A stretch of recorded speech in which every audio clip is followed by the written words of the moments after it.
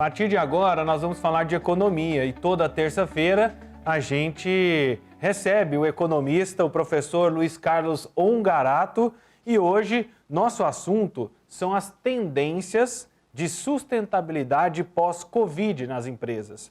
Sustentabilidade não é um assunto novo, mas algumas tendências que vêm sendo discutidas há muito tempo ficaram ainda mais claras durante a pandemia da Covid-19. E é sobre esse assunto que a gente recebe o professor Luiz Carlos.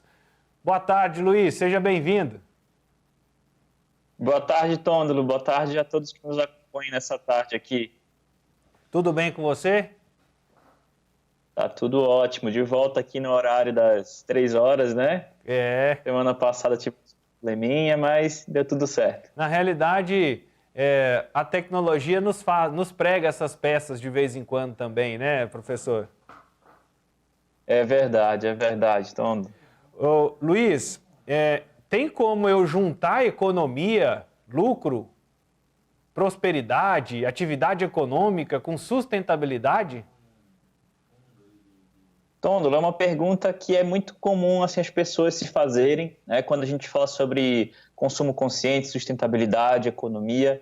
Essa eu acho que é uma das principais perguntas que as pessoas têm, né, e que se fazem, principalmente quando elas pensam em montar um negócio. Hoje, dentro da nossa temática sobre sustentabilidade, economia, tendências de negócios, você que nos acompanha hoje pode até pegar uma caneta, um papel aí para anotar algumas dicas, algumas tendências, até mesmo para a gente aperfeiçoar o nosso modelo de negócio na hora de empreender. Tradicionalmente, né, naquela economia tradicional, a economia da escassez, a gente sempre liga o negócio ou a empresa como parte de um problema e não como uma solução de um problema. Vamos pegar um exemplo? Por exemplo, as mudanças climáticas. As mudanças climáticas, aquecimento global, enfim, são problemas causados muito pelas soluções ou conforto, né, criado pelas empresas. E quando a gente fala disso aí, muitas vezes a gente pensa, poxa, será que não tem como essas coisas andarem juntas, né, sustentabilidade, economia? E respondendo a sua pergunta, tem sim. E aí, quais são essas dicas? Como é que a gente começa com elas? Qual a primeira dica? Bom, a gente tem que, quando a gente pensa em empreender, né, principalmente no nosso país, que é um país bastante empreendedor, a gente tem que olhar como um cliente, né? O que a gente tem consumido principalmente nos últimos meses, o que a gente tem observado como tendências, né? Então, a primeira questão de sustentabilidade é a gente pensar que as empresas elas passam a ter um propósito. As pessoas querem empreender e também querem trabalhar outros valores, que não somente o lucro, como a inclusão. É algo que a gente está falando bastante. Acho que nessas eleições desse último final de semana, a gente viu bastante, vamos dizer assim, candidatos falando sobre isso. Tivemos até coletivos aí de vereadores sendo eleitos com esse propósito, um propósito de inclusão. Então, a gente vê que é um esforço, é uma tendência coletiva. Assim como a própria humanização dentro das empresas. Pensar assim, que a gente já está num ambiente de crise já há muitos anos, então as pessoas elas estão, vamos dizer assim, sofrendo por questões econômicas, então elas não querem que os outros sofram, que percam os seus empregos. Então isso é uma tendência, falando inicialmente, abrindo nosso bate-papo, que está sendo muito observada. Professor Luiz, principalmente a parte de empatia. Pode falar. Não, no tópico do propósito e lucro, né, isso quer dizer que se eu estou querendo empreender, estou querendo montar o meu negócio, e a gente vai ouvir muitos trabalhos, até a gente ouviu agora há pouco uma startup que desenvolve a gestão da informação dentro do supermercado para resolver o problema do desperdício. A Sinara mesmo, ela começou a questão dela dizendo, no Brasil, gasta-se 8 bilhões de reais por ano com desperdício. Então, ela está colocando o propósito de reduzir o desperdício acima do próprio lucro dela. Mas não significa que ela vai descartar o lucro, é isso, né? Sim, é pensar numa gestão mais eficiente, mais sustentável. Vamos pegar assim, que inicialmente, vamos assim, lá no passado, né? Vamos pensar assim que até 2019 é o passado, bem lá no passado, né? Ali na vida antiga que a gente tinha. Era muito comum, Tondolo, principalmente as grandes redes de supermercado, ter muito mais produtos do que eles venderiam, simplesmente para mostrar um volume grande. Porque imagina assim, você está passando lá pela seção de padaria, não sei se você gosta de comer pão, aí você vê lá um monte de pães, tipo assim, poxa, está tendo essa quantidade toda aqui, será que eu não vou comprar nenhum? Né? Então você era, vamos dizer assim, convidado a consumir, dada essa abundância e que muitas vezes ia ser desperdiçado. Hoje isso não cabe mais, o desperdício ele não vai estar dentro mais da base de custo de um produto. A gente tem que tirar, né, o desperdício do custo do produto, e a tecnologia, a inovação, ela vem justamente para pensar como eu vou construir um modelo de negócio, como o próprio supermercado, fazendo uma melhor gestão de lucro. Por quê? Uma gestão de custos, perdão. Para que eu tenha um lucro, né, que ele não dependa do desperdício. Tá? Então, tirar o desperdício ali já economizaria bastante para as empresas. Então, isso sim, Tondolo, é um propósito, é um valor que é uma tendência para as próximas gerações aí, para a nossa que a gente está vivendo. E aí, se alguém está interessado em abrir o seu próprio negócio, antes de mais nada, pense no propósito dele, né? Não é uma empresa por uma empresa. Sim, trazendo uma curiosidade cultural aqui, por exemplo, dentro da cultura japonesa, se uma empresa ela não tem um propósito, a população daquele local não apoia ela. Então, os japoneses, eles pensam muito, qual que é o legado que essa empresa vai deixar aqui para a minha cidade, aqui para o meu bairro, para o meu setor, né? Para o meu país. Então, é um consumidor mais consciente. Então, a gente está buscando isso também. Porque imagina assim, a gente vai consumir um produto e tem o produto A e o B. O B é uma empresa super sustentável, né? Por que não vou consumir dela, né, em detrimento do A? Então, é algo que o consumidor ele já está, né, mais engajado, e também nós, do mundo dos negócios, estamos observando tudo isso.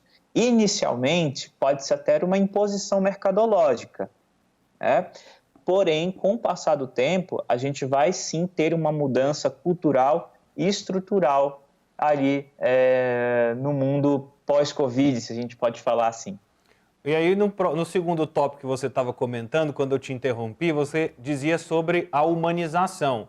A humanização, a gente já vê um monte de empresas se tornarem perfis nas redes sociais e responderem como perfis humanizados, vamos dizer assim, né? Nós também já vemos um trabalho forte de engajamento das pessoas com o propósito da empresa. Então, tendo o propósito muito claro, o lucro faz parte de um processo de sustentabilidade. Ele não é o fim, ele só faz parte do processo. Esse processo de humanização, o propósito, ele vai dessas pessoas que vão trabalhar na empresa, eles também têm que estar alinhados ao que a empresa pensa e se organiza? Sim, vamos imaginar, Tondolo, que o jovem hoje, que ele vai se inserir no mercado de trabalho também, como foi o tema, né, da semana passada, que não fomos nós que conversamos, a gente conversei com a Jordana, que o jovem ele quer algo além do salário. Então, a gente já tem essa mudança cultural que a gente tem que observar. Então, qual que é a tendência? Que os funcionários, eles, ao observarem que uma empresa ela não respeita, por exemplo, a natureza, não respeita questões sociais, questões raciais, enfim, a tendência é que os melhores funcionários, as melhores pessoas saiam das empresas, né? Que eu só consigo atrair os melhores profissionais se eu tiver alguns pilares de sustentabilidade, pilares de inclusão social, racial, né? Para a gente ter uma sociedade mais consciente aí no futuro. Então, pode ser também um problema na hora do recrutamento e seleção de pessoas. Então, é uma tendência também que a gente observa no mercado de trabalho. Um outro fator também muito observável, já que a gente está falando de empresas, né, e propósito, é a própria cooperação, que é uma nova forma de enxergar a competição. Hoje, como você estava falando, né, o lucro ele deixa de ser o único propósito da empresa. Vamos pensar assim, que a empresa tem vários propósitos, dentro de uma matriz de sustentabilidade, ela tem a sustentabilidade financeira, mas ela não é a única. Então, a gente observa que é uma tendência? Que as empresas cooperem mais. Eu pensar que hoje, eu como um pequeno empreendedor, muitas vezes eu não consigo ter uma solução completa para o meu cliente, que no passado eu pensaria de criar uma empresa gigante, né, para abraçar o mundo, abraçar todos os clientes, ter uma alta lucratividade. Hoje, com um orçamento menor, eu posso trabalhar de forma cooperada com até meu próprio concorrente, para a gente ter uma relação mais harmoniosa e também mais sustentável em vários níveis, né? Entendido, Luiz. E aí, dentro desse item, a gente fala menos competição e mais cooperação. Mas aí a pessoa deve se perguntar, calma aí, como é que eu vou cooperar com o meu concorrente? Isso é uma coisa do passado? Não, a cooperação é uma tendência. Eu vejo assim, eu já sou professora universitária há mais de 10 anos, né? Então, uma coisa muito observável, Tômulo, e para vocês todos que estão nos acompanhando, se você olhar né, ou a gente tem mais ou menos ali na casa dos 30 anos, né? Um pouquinho mais, um pouquinho menos. Na nossa época, que é pouquíssimo tempo atrás, a gente não passava nem cola na faculdade, né? Queria que o outro se ferrasse ali mesmo, era uma competição pela nota. Hoje, não. As pessoas querem que todo mundo, né, passe de ano, tenham boas notas, aprendam e estão muito mais dispostos a cooperar com os colegas. Então, a tendência que a gente tem, até mesmo, que a gente pode falar num outro dia sobre economia circular, sobre economia criativa, é a cooperação. Mas como é que eu vou cooperar com o meu cliente, ou com o meu concorrente, perdão, né? O meu concorrente ele é fundamental para que eu venda. Por exemplo, se eu vou concorrer eu tenho um produto altamente diferenciável, sustentável, eu preciso que meu concorrente também tenha esse mesmo propósito, porque senão eu vou estar tendo uma competição desleal, um produto de baixa qualidade, um produto que explora a mão de obra infantil ou escravo, enfim, concorrendo com um produto orgânico, sustentável, reconhecido aí nacionalmente, regionalmente, como um produto de uma empresa que é amiga ali da sociedade como um todo. Então, as próprias empresas tendem a pressionar os seus próprios concorrentes para que eles entreguem produtos também mais sustentáveis. E esse ano a gente acompanhou, né, vários concorrentes tradicionais se unindo em ações contra a pandemia, contra a Covid-19, né? Professor, isso é a grande e uma das maiores mudanças que a gente vai vivenciar.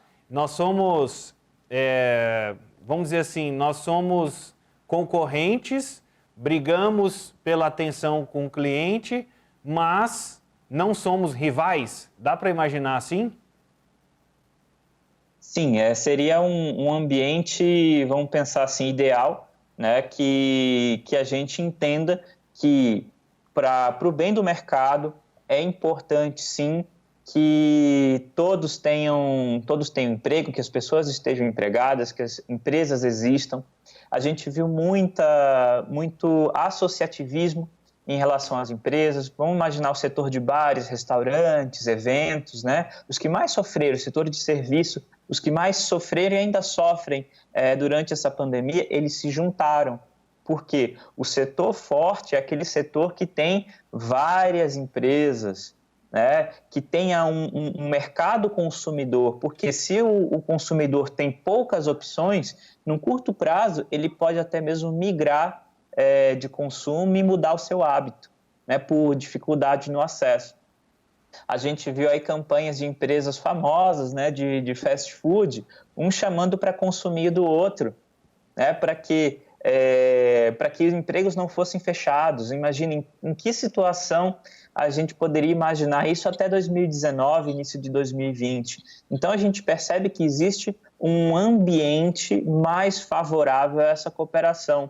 Então, para a gente colocar mais um fator dentro dessa tua observação, para vocês que nos acompanham, é só a gente ver que houve uma mudança até mesmo do financiamento da vacina.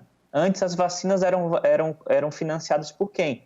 Pelos governos. Hoje a gente teve, né, durante o desenvolvimento, a gente está recebendo várias, né, notícias muito positivas sobre a vacina e houve muita doação privada, houve esforços privados, laboratórios privados, todos investindo no desenvolvimento da vacina para a cura aí da Covid, e sem necessariamente buscar o lucro daquela vacina. O lucro ele já existe naturalmente para essas empresas farmacêuticas, mas eles estão buscando um propósito maior, que é o quê? Buscar salvar aí as pessoas. Professor Luiz, e no momento em que eu penso que eu não vou priorizar o lucro, eu tenho que, vou conversar de propósito, que eu não vou colocar a competitividade em primeiro plano, e sim a cooperação com outras empresas e situações conectadas a este cenário. No momento em que a gente fala sobre humanização, isso nos coloca numa visão, digamos, sistêmica, né? Onde eu influencio e sou influenciado, numa relação de muita interdependência das situações. E a economia hoje, ela atende isso? Como é que ela enxerga isso como prosperidade, como futuro do trabalho, como futuro do emprego, essa relação de interdependência? Tôndolo, a relação de interdependência, acho que ela está cada vez mais evidente, né? Principalmente quando a gente teve o Fórum Econômico Mundial, alguns meses atrás, onde se discute isso, que vamos ter uma nova economia para 2021. E a interdependência entre as empresas, entre as nações, ela está sendo muito discutida, principalmente economicamente. Por quê? Nós, seres humanos, vamos pensar assim, nós não podemos deixar o nosso sistema colapsar. Isso significaria o quê? Baixa qualidade de vida, mortes, fome, enfim, mais problemas do que a gente teria. Então, aqui que a gente já tem no caso, né?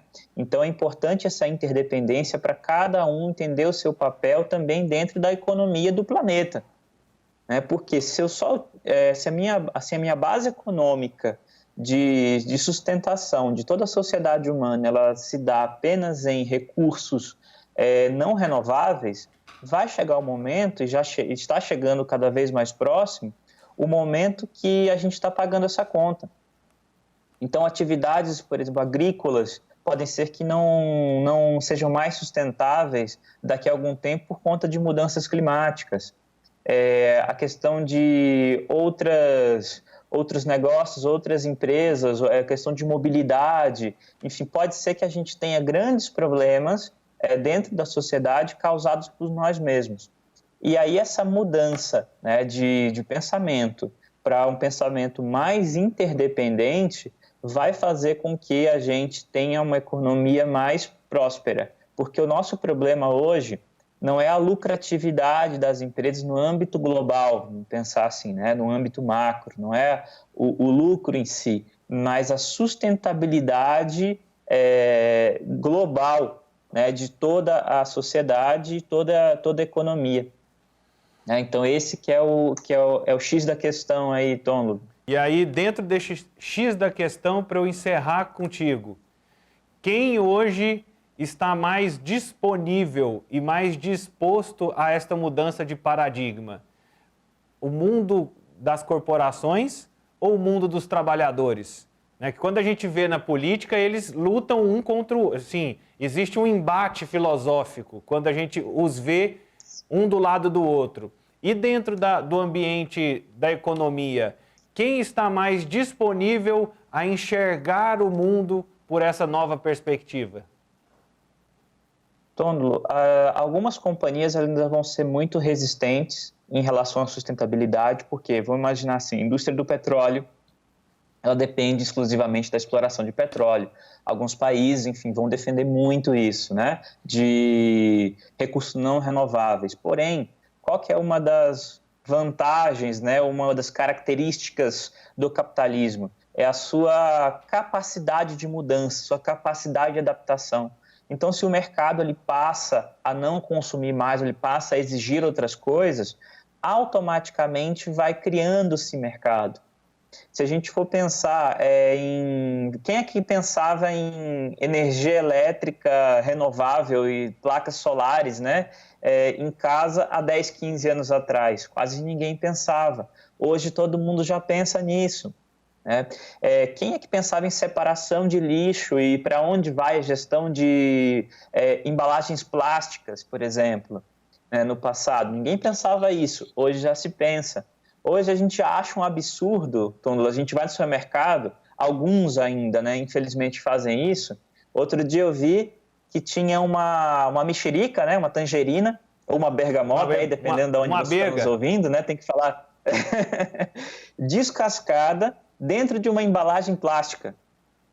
Assim, mas ela já vinha a casca dela natural que protegia, né? Enfim, coisas assim que a gente não vai mais, a gente já não aceita mais, a gente não vai mais tolerar. Então eu tenho bastante esperança que esse mercado ele vá se modificando e automaticamente a economia vá se alterando. E claro, né? A gente vai ter ali um grande líder global, que é o novo presidente dos Estados Unidos, pressionando as empresas para que mudem. Então a gente tem um outro... Oi? Para esse rumo. Estados Unidos agora vai ditar esse rumo. De mais sustentabilidade. Né? De mais sustentabilidade. A ideia é essa, né? Com a volta aí do Acordo de Paris, né? O Protocolo de Kyoto, enfim, voltar a negociar via OMC. Então, isso são tendências que a gente observa aí para acontecer nos próximos anos.